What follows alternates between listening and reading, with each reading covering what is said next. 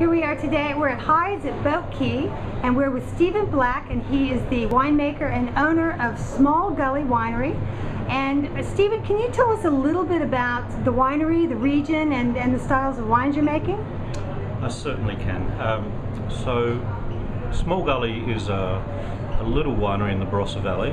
We're in the northern end of the valley, near Greenock, a town called Greenock, and on what's become a relatively well-known road called Rowanfelt Road.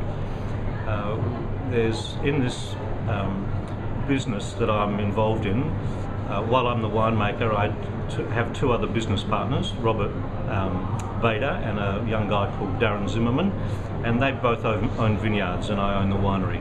Okay. Between the three of us we have a label called Small Gully, and we basically, or I basically make Shiraz-based wines for the group.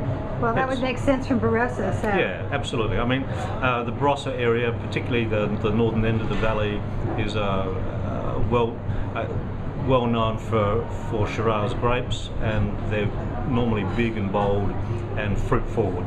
Okay. But to broaden out our range, we have many other wines, and I'll just kind of list off some of the wines that you'll be tasting tonight. There is something called Robert Shiraz, which is actually from the Adelaide Plains, from Robert Bader's vineyard. There's a Moscato, which I made for my wife because she loves Moscato, which is basically white Fronty with a little bit of fizz and low alcohol, but beautiful served cold. Do you source your grapes from Barossa for that Moscato? Yes, it does come from the Barossa. And we have a Viognier, another white wine, and that's again sourced from the Barossa Valley. The Robert Shiraz I mentioned, that comes from outside the Barossa region. It's about 100% Shiraz of 40-year-old vines. Then there's, I believe you'll be trying a Shiraz Viognier blend, which I make Viognier for someone else apart from myself, and we use the skins of the Viognier to make a Shiraz Viognier, which is a lovely wine, and it just gives it a little bit more lifted fruit. Right.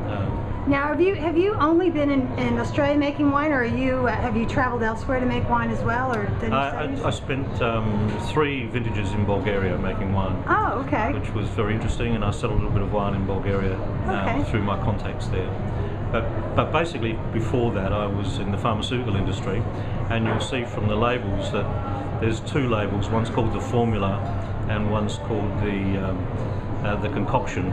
Initially they were to be called the prescription and the remedy, but when we tried to sell them in the US, I was told that we're not allowed to make any connection between wine and health. But they look like old pharmaceutical labels, and that's basically due to my background and what I did before making wine. Yes, I'll get a bottle shot, because I know that when you're talking about it, it's Mr. Black's concoction. And That's right. It does have an apothecary feel to it. It does indeed. Yeah. Indeed. Well, we look forward to tasting the wines, and I'll tell everybody about it in text. Wonderful. Thank you.